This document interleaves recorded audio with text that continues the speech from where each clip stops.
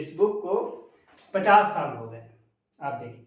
हाँ, मैं योग करके हाथ भी दिखा सकता हूँ। हाँ, मैं क्लास 5th में था, 5वीं क्लास में था, तब से मैं योग का अभ्यास कर रहा हूँ। ये कठोपनिषद है। मैंने इसका भी अध्ययन किया। इसका अध्ययन किया। बहुत पुराना तब का है, चूहे भी काट दिए हैं। इस प्रथम सुख निरोगी काया। निरोगी काया। योग को खुद जाने, वो भी उस समय जब स्वामी रामदेव जी भी इस क्षेत्र में नहीं थे। आप सभी योग प्रेमी साथियों को मेरा नमस्कार। मैं डॉक्टर राघवेंद्र प्रताप रमन। आप सभी लोग जानते हैं कि इस बार इंटरनेशनल योगा डे का थीम है योगा फॉर हेल्दी एजिंग, यानी बढ़ती उम्र के लिए योग, अच्छे वृद्धावस्था के लिए योग। तो मैं ऐसा ही सीरीज लेकर आ रहा हूं जिसमें आपको बताया जाएगा कि कैसे हम बढ़ती उम्र को सुखमय बनाने के लिए, स्वस्थ बनाने के लिए कौन सा योग अभ्यास करें।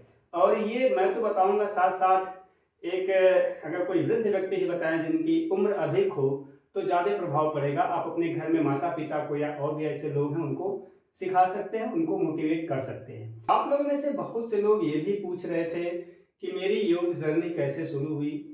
तो इस वीडियो में आप ये भी जानेंगे कि योग यात्रा मेरी कैसे शुरू हुई, कैसे मैं इधर मुड़ा और फिर योग में मास्टर्स, डॉक्टरेट, नेट इत्यादि किया और आज लाखों लोगों को योग सिखाने का मौका मिल रहा है। तो जिसको भी श्रेय जाता है इन सब चीज़ों के लिए, आज ऐसे ही व्यक्तित्व मेरे साथ हैं, अपना अनुभव बताएंगे पिताजी कि कैसे वो योग को खुद जाने, वो भी उस समय जब स्वामी रामदेव जी भी इस क्षेत्र में नहीं थे।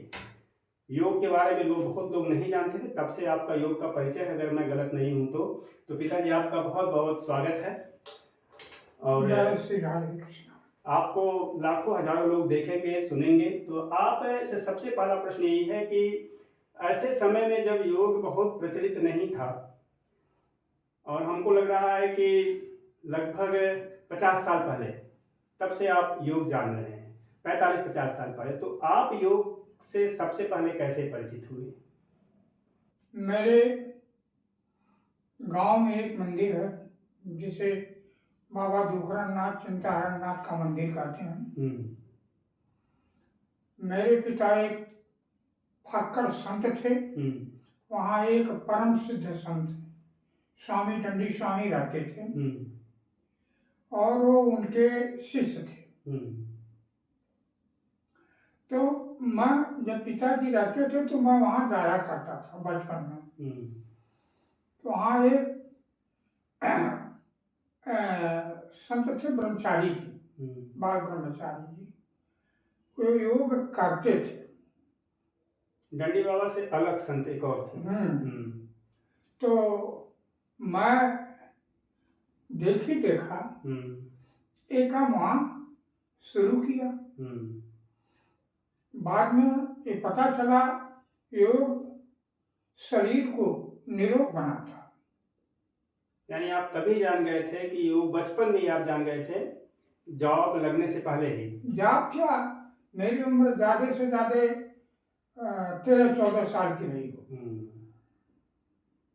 1948 आपका डेट ऑफ बर्थ है, तो अगर 15 साल जोड़ लिया जाए तो 1963, यानी 70 के दशक में फिर आप ब्रह्मचारी से आप संपर्क में आए। हाँ, तो वो करते थे तो मैं देखा, वहीं से शुरू किया। फिर मेरे परम पूज्य पिताजी ने बताया कि इससे शरीर स्वस्थ रहता है। मैं भी शुरू कर दिया। मेरे अंदर एक प्रणाली, क्योंकि पिताजी भी मंदिर पे जाते थे। आपके पिताजी यानी मेरे बाबा जी भी मंदिर से जुड़े थे। वहाँ मंदिर पे जो संत थे स्वामी दंडी स्वामी, उनके परम शिष्य थे, उनके शिष्य थे। तो मैं करना आरंभ किया। बाद में मुझे एक तरह की आदत पड़ गई, लत जिसे कहते हैं, और मैं करता चला। ये सब चीजें आपको उसी टाइम पता चल रही थी, जिसके बारे में आज भी लोग कम जानते हैं। और उसी प्रेरणा से मैं योग करता रहा। और आपको बता दूं जानकारी के लिए कि पिताजी रेवेन्यू डिपार्टमेंट में लेखपाल पद से रिटायर हुए हैं और आपको रिटायर हुए भी आप 2008 में रिटायर हुए हैं, तो 18 साल जो है हो गए। और कुछ योग के जो अभ्यास करते थे, क्या क्या उस टाइम करते थे आप? सबसे पहले मैं सिद्धासन करता था, सिद्धासन। उठना बैठना, और फिर चक्रासन, धनुरासन, चक्रासन, धनुरासन, यही सब। एक मेरे पास आपको दिखाने के लिए है, आप कई सारे पुस्तकों का भी अध्ययन करते थे। हाँ, क्योंकि पुस्तक का बहुत अध्ययन किया है। ये आप देखिए, ये लिखा है पाश्चात्य दर्शन, आपको हाँ, इसका याद है? हाँ, मैं इसको पढ़ा हूँ। आप भूल भी गए होंगे कि ये बहुत पहले पढ़े। कांट वगैरह का, हाँ, मैं इसमें पढ़ा। कांट जो है फिलोसफर है। और हाँ, इसमें आप देखिए यहाँ पे पाश्चात्य दर्शन लिखा है, और इसका अगर मैं एडिशन आपको बताऊँ एक कब का है, तो आपको ध्यान है कब का होगा, कितना पुराना है, याद है आपको? हाँ, लगभग 75। हाँ, बिल्कुल सही है। इसका पहला संस्करण 1973 में है, और इसका फोर्थ 1984 में है, यानी 1984 में इसका चौथा संस्करण आया था। और इस पर आपने लिखा भी है कि अपना नाम लिखा है और जनपद बस्ती लिखा है, जब हमारा जनपद संत कबीर नगर से अलग हुआ करता था। तो डॉक्टर बीएन सिंह, आप कितनी पुरानी बुक आप देख सकते हैं, है ना? ये इतनी पुरानी बुक है, मुझे भी देख के बड़ा अच्छा लगता है, इस नाते मैं इसको अपनी लाइब्रेरी में रखा हूँ। और कुछ किताबें और हैं।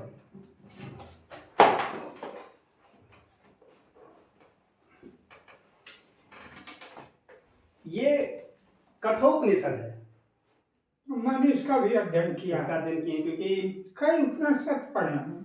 इसमें कवर भी चढ़ा है, तो बहुत पुराना तब का है, चूहे भी काट दिए हैं। इसका भी एडिशन जो है संवत 2041 का है, और इसको आप याद है, ये तो आपका कठोपनिषद है, आप लोगों को दिख रहा होगा। और योग एवं स्वास्थ्य, इसको पढ़े। हमको लग रहा है ये आप, जब मुझे योग के बारे में कोई जानकारी नहीं थी, मेरे ख्याल से मैं उस टाइम, मेरा जन्म हुआ था कि नहीं हुआ था, नहीं हुआ था। ये 1977 का है, 1977 का है। 77 का मतलब 23 साल उधर और 26 साल उधर, 49 साल हो गए। इस बुक को 50 साल हो गए। आप देखिए, बहुत रोमांचित मैं भी होता हूँ कि ये पुस्तक 50 साल पहले आप पढ़े थे। हाँ, 4 रुपए की उस समय ये बुक थी, 4 रुपए की। तो ये आप, हमको लग रहा है कहाँ से इसको खरीदे थे, आपको ध्यान है, याद है? नहीं, याद नहीं है। बहुत जर्जर अवस्था में है, और ये तीनों जो बुक हैं मैं अपनी लाइब्रेरी में रखा हूँ। आपको बताऊँ, जब मैं फिलॉसफी में पीजी किया और योग में पीजी किया, तो हम लोगों को इस बुक को पढ़ने का मौका मिला। ये मुझे ध्यान है, मेरे पुराने घर में ये बुक सजी रहती थी, तब हम उसका वैल्यू नहीं समझते। तो जो दंडी स्वामी थे, दंडी स्वामी सिद्ध संत थे जी, और मैं उनका फोटो देखा, वो नग्न अवस्था में रहते हैं, ऐसा। हाँ, एकदम नग्न। तो एक तो या तो फिर नागा बाबा लोग रहते हैं, या फिर जैनी लोग रहते हैं। अवधूत थे। अवधूत थे। अवधूत का मतलब? अवधूत अखाड़ा है। अच्छा, मतलब उनसे कोई पूछा भी था ना कि भाई ऐसे कैसे रहते, तो उन्होंने अपने गुरु जी से कहा था कि कोई ऐसा वस्त्र दे दीजिए जो हमेशा मेरे साथ रहे। हाँ। उनके दर्शन करने से यावाधनाथ भी, अरे ओ क्या नाम, दिग्विजयनाथ भी गए थे। दिग्विजयनाथ जी गए थे, यानी योगी आदित्यनाथ जी के दादा गुरु गए थे। तो वो सिद्ध मंदिर है, यानी हम कह सकते हैं कि भगवान की एक तरह से कृपा रही कि वो आपको योग से जोड़े। जी, बाबा जी भी जुड़े थे, आप भी। हमारे पिताजी भी जो है हमको प्रेरित करते रहते थे। गृहस्थ थे पिताजी, लेकिन योग से जुड़े थे। नहीं, फक्कर टाइप के संत थे, कभी झूठ नहीं बोले और न अपशब्द कभी मुंह से निकला। और बड़े संतोषी थे, बड़े संतोषी थे। उनका कुछ लोग उनको संतोषी नाम भी दे दिए थे। अच्छा। हाँ। तो यही सब तो संत का स्वभाव है। मुझे आज भी अनुभव होता है कि मेरे पिताजी कभी उनके मुंह से अपशब्द नहीं निकला किसी के प्रति। मैं भी सोच के बड़ा भावुक हो रहा हूँ, बड़ा रोमांचित हो रहा हूँ कि देखिए संत की जो परिभाषा होती है कि संत हृदय नवनीत समाना, ऐसा कहा गया है कि अब शब्द ना बोले, सबके प्रति भलाई का भावना रखें और सबका कल्याण चाहने वाला, किसी के लिए कोई बुराई न करें, कोई दुखी ना रहे, ऐसी भावना रखने वाले व्यक्ति थे। और फिर आप भले गृहस्थ में रही, लेकिन इस तरह की भावना है तो आप संत ही हैं। और मैं सुना हूँ बचपन में कि आपका नाम भी जो संत प्रसाद है, इसके पीछे भी कहानी है कि जी मेरा नाम संत प्रसाद श्री श्रद्धेय श्री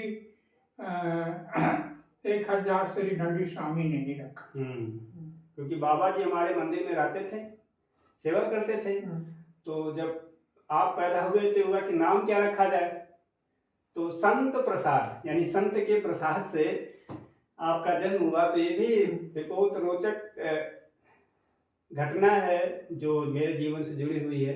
और मैं भी बहुत गौरवान्वित अनुभव करता हूँ कि एक ऐसी परंपरा से मैं जुड़ा हूँ जहाँ मैं अपने तीसरी पीढ़ी में हूँ जो अध्यात्म से इस हद तक जुड़े रहे हैं, बाबा जी, पिताजी, और अभी मैं उनके माध्यम। यहाँ तक कि मेरी माता जी से मैंने पूछा, अपने माता जी से कि मेरा नाम संत प्रसाद किसने रखा। मेरी माता जी ने इस चीज को बताई थी।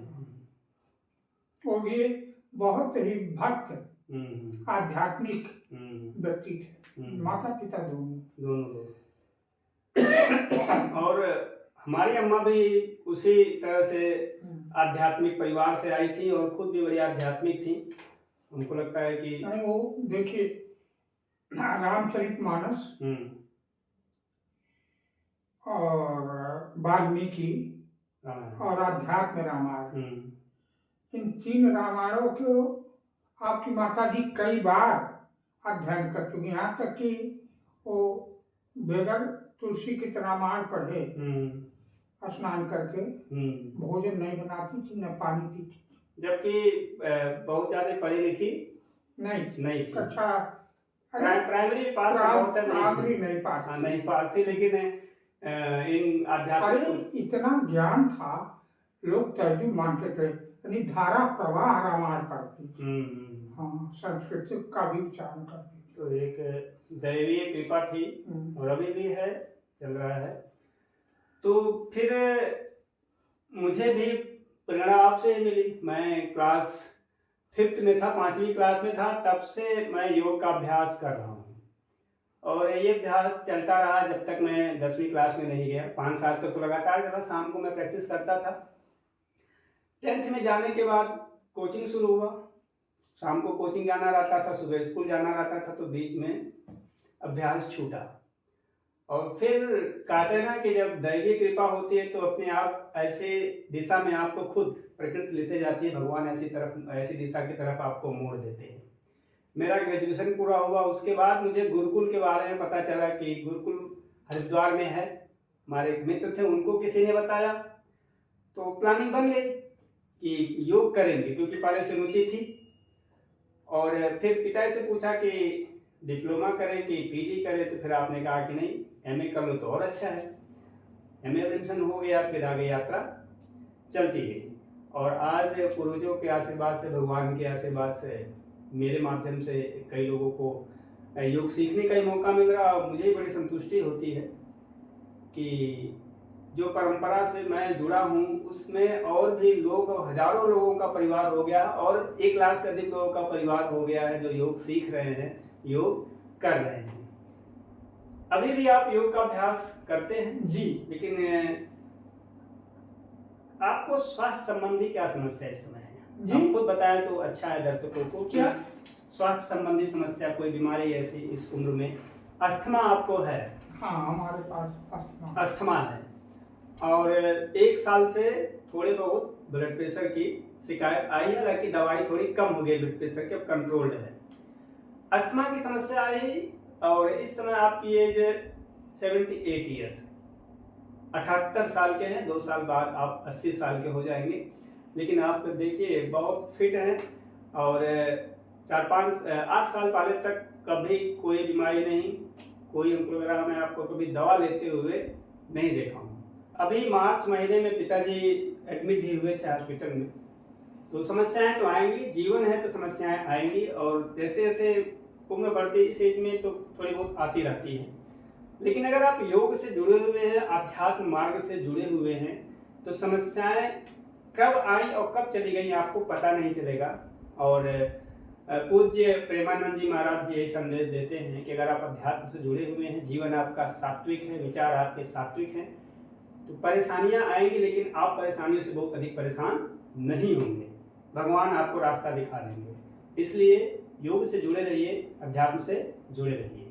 पिताजी का सोडियम डाउन हुआ था और भी कुछ समस्याएं थी, लेकिन समस्याएं आई, समय के साथ चली गई। आज पिताजी फिर इस रूप में पूरे ऊर्जा के साथ आप लोगों के साथ हैं। तो हमें इस बात की भी सीख लेनी चाहिए। तो ये चीज़ें जीवन में बहुत मायने रखती है कि अगर आप योग कर रहे हैं तो आपका जो बुढ़ापा है बहुत अच्छे से बीतेगा। आज के समय में जब आदमी, हम लोगों के एज ग्रुप के लोग भी ब्लड प्रेशर की दवाई खा रहे हैं, डायबिटीज़ की दवाई, शुगर की दवाई खा रहे हैं, मोटापा इस तरह बढ़ रहा है, ऐसे में बहुत चुनौतीपूर्ण हो गया है कि हम खुद को स्वस्थ रखें। और सुबह मैं 3-4 किलोमीटर पैदल नंगे पाँव चलता था। पहले चलते थे। अब डर लगता है क्योंकि इतने घोड़ा गाड़ी हो गए हैं कि सड़क पे चलना मुश्किल हो गया है। तो अभी आप जो लोग आपको देख रहे हैं उनको आप क्या संदेश देना चाहेंगे? बहुत से हमारे युवा साथी देख रहे हैं और बहुत से हमारे जो बुजुर्ग हैं जो योग से जुड़े, उनके लिए आप क्या संदेश देना चाहेंगे? मैं आप लोगों से यही कहना चाहता हूँ कि आप योग का अभ्यास नियमित करें, क्योंकि योग से शरीर निरोग होता है और कभी इससे कोई हानि नहीं होगी, लाभ के अलावा। तो क्या आने वाले, और इसके अलावा शास्त्रों में लिखा है प्रथम सुख निरोगी काया। तो यानी पहला सुख जो है निरोगी काया, शरीर निरोग हो। तो अगर आप स्वस्थ हैं तो समझिए आपके पास सब कुछ है। पहला सुख निरोगी काया, दूसरा सुख है घर में माया, तीसरा सुख सुतज्ञाकारी और चौथा सुख पतिव्रता नारी। तो यही 4 सुख वर्णन किया गया है लोकोक्त में भी और शास्त्रों में भी। तो इसको आप लोग याद रखिएगा और अपने स्वास्थ्य को बनाए रखिएगा। यही सब सोच के इस बार अंतर्राष्ट्रीय योग दिवस का थीम रखा गया है, योगा फॉर हेल्दी एजिंग। मैं आपसे एक रिक्वेस्ट और करूंगा, आग्रह करूंगा कि आप हमारे दर्शकों के लिए, उनके परिवार के लिए आने वाले कुछ दिनों में आप खुद योग करके, आसन करके बताएं तो कैसा रहेगा? आप कर रहे हैं? अच्छा, हाँ, मैं योग करके हाथ भी दिखा सकता हूँ। हाँ, कुछ आसन योग नहीं कर सकता, लेकिन बहुत से आसन योग मैं, जैसे वार्म अप तो बहुत जरूरी है। पहला काम वार्म अप है शरीर को स्वस्थ रखने के लिए। अगर कुछ न करें तो वार्म अप कर रहे और सूर्य नमस्कार 2 ही आसन कर रहे तो समझ लीजिए आप संपूर्ण आसन कर रहे हैं। तो करना चाहिए थोड़े बहुत आप अनुलोम विलोम, कपालभाति कर लें तो मेरे ख्याल से आपको और कुछ करने की आवश्यकता नहीं है। तो वीडियो बहुत लंबा हो रहा है, लेकिन आपको अच्छा लग रहा होगा देख के। आने वाले वीडियोज में मैं आपको बताऊंगा। अभी पिताजी हमारे साथ चेयर पे हैं, अगली बार हम लोग मैट पे मिलेंगे और आपको खुद पिताजी करके बताएंगे, तो आप मोटिवेट होंगे कैसे 78 ईयर्स की एज में आप आसनों का अभ्यास कर रहे हैं, सूर्य व्यायाम कर रहे हैं, प्राणायाम कर रहे हैं, अपने आप को फिट रखें। ऐसा नहीं है कि पिताजी बीमार नहीं पड़े हैं, कई बार बीमार भी पड़े हैं 2-3 बार, लेकिन अभी इधर 2-3 सालों के अंदर, उसके पहले बताया नहीं कभी दवाई नहीं खाएं। तो जैसे उम्र बढ़ेगी थोड़ी बहुत दिक्कत तो आती है, लेकिन अगर आप योग करते हैं तो बीमार होने के बाद भी आप जल्दी स्वस्थ होंगे और बीमारी नहीं आएंगी। आप देख रहे होंगे 78 ईयर्स के एज में। कुछ और अगर आप दर्शकों को कहना चाहें तो? मैं यही चाहूँगा कि आप अपने बच्चों को और स्वयं आप लोग योग करें। अगर आप सुख चाहना चाहते हैं, निरोग रहना चाहते हैं, मैंने बता दिया कि प्रथम सुख निरोगी का, इस संसार में निरोग रहना ही प्रथम सुख। तो मैं समझता हूँ कि आने वाले, अभी आज के लिए इतना रखते हैं, आने वाले वीडियो में हम लोग मैट पे योग का अभ्यास करेंगे। और आपको कैसा लगा पिताजी के साथ ये वार्तालाप, कैसा लगा, आप मोटिवेट हुए कि नहीं, कमेंट सेक्शन में जरूर लिखिएगा, जिससे और लोग भी इससे मोटिवेट होते हैं और हमको भी प्रेरणा मिलती है कि आप लोगों के लिए ऐसे वीडियोज बनाऊं। पिताजी के अलावा और भी समाज में ऐसे व्यक्ति हैं जो ओल्ड एज में हैं और स्वस्थ हैं, उनको भी मैं आप लोगों के साथ जोड़ने का प्रयास करूंगा। तब तक आप योग का अभ्यास करें, स्वस्थ रहें, खुश रहें। मिलते हैं अगले वीडियो में। आप सभी दर्शकों को मेरा नमस्ते। राधे कृष्णा, राधे नमस्ते। कृष्ण, राधे कृष्ण, राधे कृष्ण।